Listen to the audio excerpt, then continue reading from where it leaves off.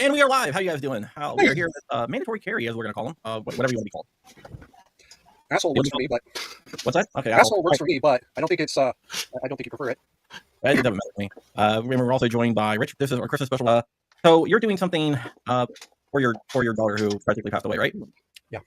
Oh, you want to talk about that? Let's just get right into that. Sure. Okay. Well, I've had for years this idea of using a pod hotel based system for homeless shelters, and it's only for single adults, maybe adults with a child in arms. But yeah, and the idea is it would be self-supporting. It would take a few months for it to get there, but once it's built and people are able to start putting their lives back together, it'll become self-supporting. So what is a pod hotel? Tell me what that is. I wish. Okay, let me try to share a screen here. Basically, it's a series of boxes. They're about 4 by 4 by 6 or so deep feet. That is, with a little door on it, and you climb in and you sleep. They're very So popular. you do that like Japan, like an airport? Yes. There's I think 3 in the U.S. One is at Atlanta Airport, but it's semi-permanently closed because federal aviation rules. And let me see if I can. FAA wouldn't regulate that. Oh yeah, no, it's owned by the airport. Okay. And there's a privately owned airport or hotel available, so they have to shut it down because federal rules.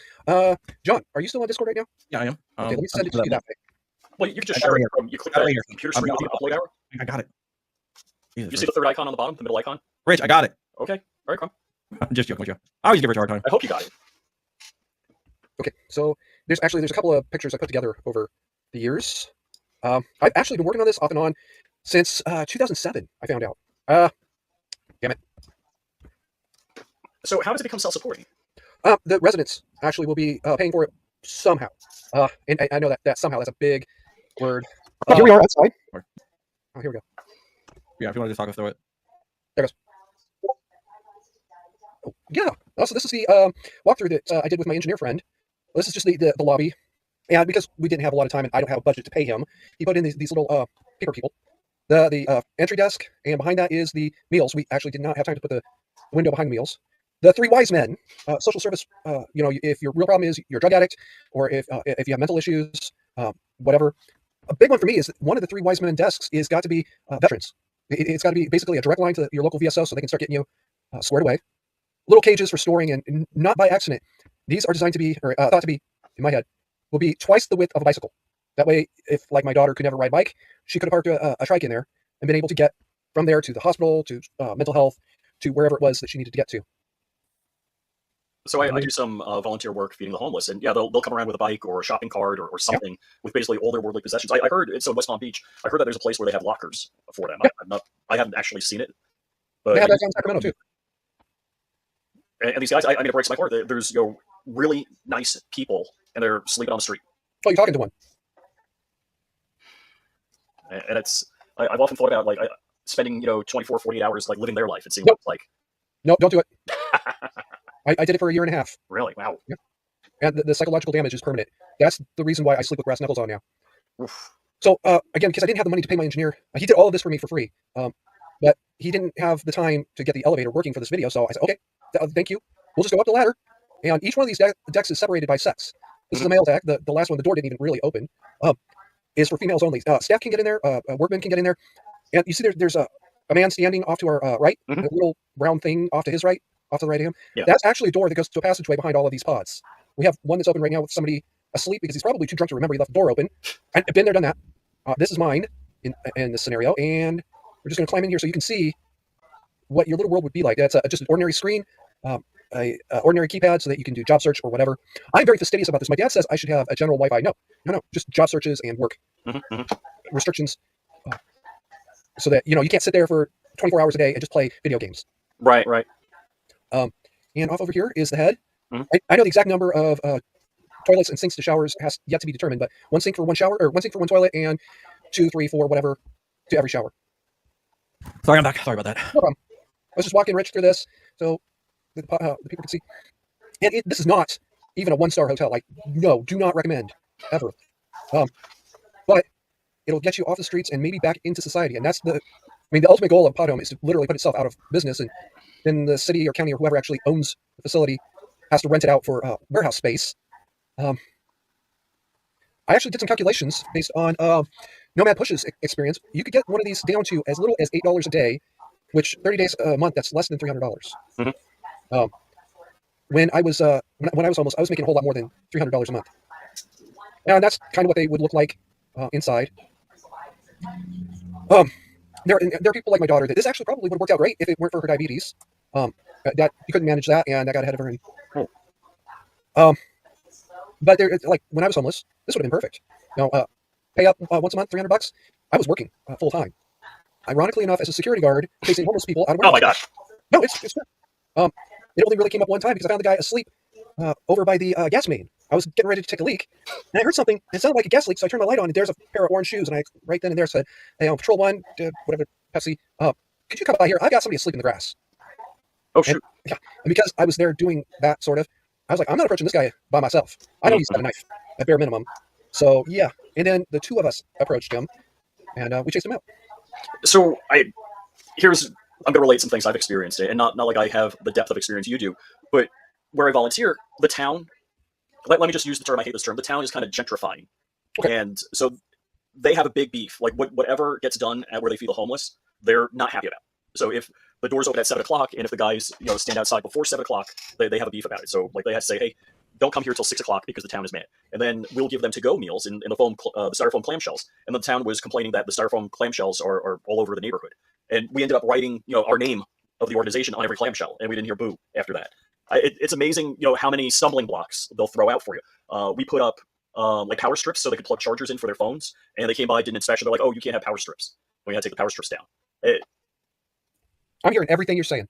I'm feeling most of it. Yeah, it's one thing. And look, some of the people are smart, intelligent, decent people, and so like there's this one guy that comes and he's got a stare. I don't know if he's going to jump and kill me. There's one guy. And I'm not just saying. I don't want to categorize all of the people that come there. Like there's a bunch of people there. They're just I don't know how they got into the position they are, but they're very kind, very polite. They're like, hey, can I have a second meal? Can I have one to go? They're cleaning up after themselves and talking like anybody you'd expect to talk to in an office.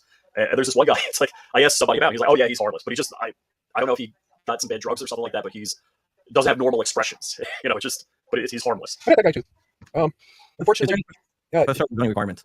Huh? Is there any special zoning requirements for this type of construction? Matt Finish wants to know. All kinds of zoning constructions, including is it in a residential area? Is it in a factory area? Is it is the building capable of holding that many people? Can you evacuate in a fire? Fire ordinances, yeah. It's well, that's part of the reason why there is no fundraiser for Pod Home. None. It does not exist. Anybody approaches you and says, "I'm raising money for Pod Home," shut them down. Don't even talk to them.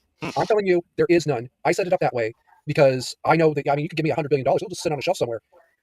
The people who that can make this happen is mostly your county board of supervisors, sometimes your city council. They're the kind of people that can make this happen. Where they get the funding from is to be discussed later after certain people leave office. Now, I think you all know who I'm talking about. Yeah. So Matt's saying that you figured there'd be a lot of red tape. Yeah. And a lot of people probably like, not in my backyard. Yeah, unfortunately, what Rich is talking about is all the not my backyard. I routinely shuttle back between Reno and Shasta County, and there is a perfect field. Right, it's about a half a mile outside of either one of the cities. It's about a half a mile outside of Reading, and a couple miles outside of Anderson. But there's still a few houses back there, and everybody's like, "No, you can't have it there. It's too close to residential." And it's just overgrown with blackberries. If you ever spend any time the blackberry patch on 273, you know what I'm talking about. Right up that hill would have been perfect. Nope, I put it there. There's houses within a quarter of a mile. So you get a lot of people who are trying to just shut it down because of that crap. Well, they don't want it.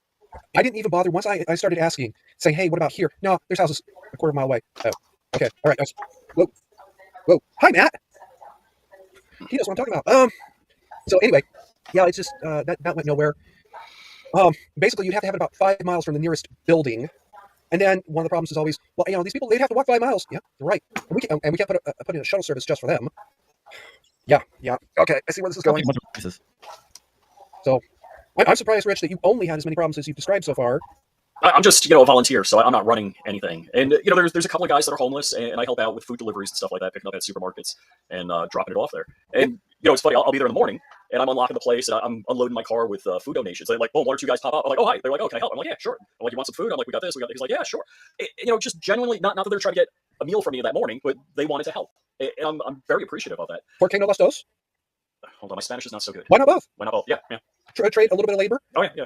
And so some guys help out, and that's appreciated. So I got another question for you. What is your experience with people that have become homeless, returning to getting a home and normal life, consider normal? I can only tell you what happened to me. Okay. And because my first experience with the homeless shelter was I walked into the aftermath, still the shitstorm of a fight. Mm-hmm. One of the fighters had been removed from the space. I don't even know if he'd left the property yet. I just still had one guy who was raging, and I was like, nope, I'm not doing this. I'm out of here. So my experience was that I could not leave the county where I was, which was Salem, Oregon, Multnomah County, because of my kids. The day my ex-wife got on the plane to head down out of state, I got in my car and I drove down to my folks' place and started putting my life back together from there. And then I moved to Colorado for a little while, and then I moved to Reno. So putting my life back together because I was not a drug addict and I don't have serious mental health issues. We're all mentally ill. It's a spectrum. Yeah, I am. well, yeah. I'm like an 8 versus the 10 you think of, who are really sometimes more like 12 or 15. But anyway, I was able to put my life back together for the most part. And I'm going to hit on this. The experience that you have with homeless people and drugs and mental illness, that drug and mental illness thing keeps playing against each other. A lot of them, they end up there because of an unfortunate circumstance, and they're clean, they're sober, they have their brain together, and it just was a thing. And then either being paranoid because people attack you at 2 a.m, or you end up on drugs, or you start taking drugs so you don't get jumped at 2 a.m, or so you self-delete, or so you just check out for a few hours every couple of days, and you end up mentally ill. Right? It's that chicken and egg game. Yeah. And I'm going to tell you all a story, so buckle up. I would park my car in one particular parking lot, and then walk to work because it's about 2 or 3 blocks, and it means I wasn't burning gas. Right? There was this guy that would every day when I went by the first time, he was sleeping in this underpass down in Felony Flats, it's a neighborhood of Salem, and he was always stretched completely across the sidewalk. Well, no, stop laughing because I'm about to tell you something I probably should not admit to. There was one particular time he was stretched completely across. I thought, this guy's going to get kicked in the head one day, and it actually occurred to me, maybe I should do it so he gets sent to the hospital for a couple days. Oh. Yeah. Now, I didn't do it. I had an evil, awful, terrible, disgusting thought, but I didn't do it.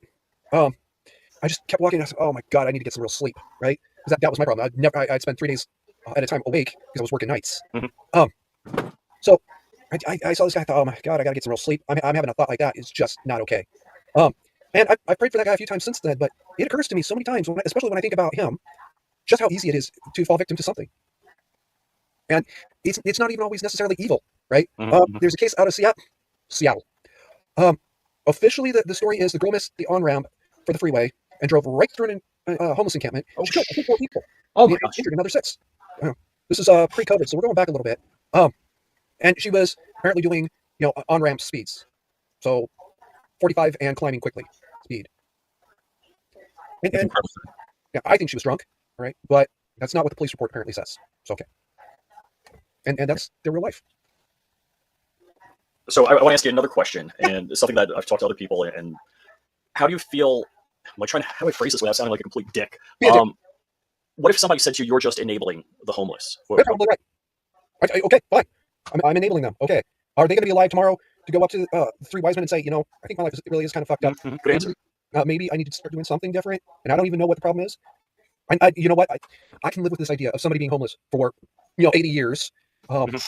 Just every month he pays us $300. He gets drunk and high and climbs into his pod and keeps quiet. Well, at least he's not out on the street walking. I'm not even joking, folks. Walking around in the middle of August in Shasta County summer. And Matt probably tell you he's seen this guy.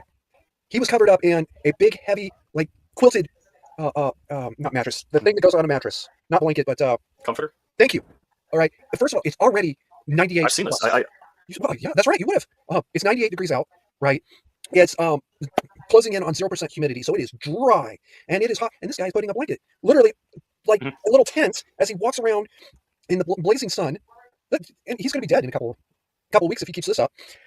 And the absolutely batshit insane part is, I went back a few months later, and Papa Kerry pointed the guy out. He said, "Hey, there's your buddy."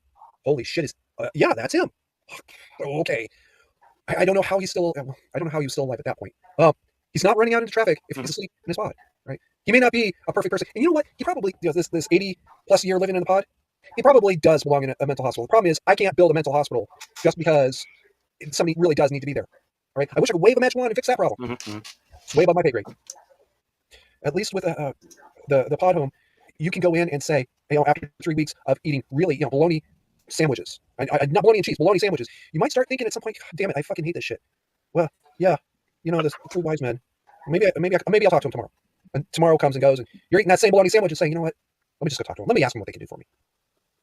I can live with that. And I think that's very reasonable. We have where I volunteer, we had like a lot of donations for Thanksgiving. So we had turkey and mashed potatoes and stuffing, and I'm like, these people good for we had a walk-in fridge full of this food. And I'm like, some people are saying like, hey, I don't want to say it's too good for them because any loved one you would want to have a good Thanksgiving meal, but again, going back to enabling them, and I like the answer, and you helped me out with that because it's like, yes, I'm enabling them, but maybe tomorrow they'll make the right decision. And you're free to steal that answer every time somebody gives you shit for it. Yeah, yeah. I don't even mean pot home. I mean for what you're already doing.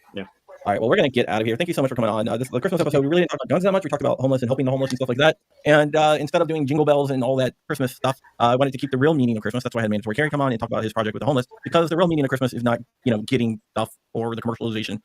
The real meaning is actually helping other people. And that's why we did this Christmas special like we did. And I think you lived up to that meaning there.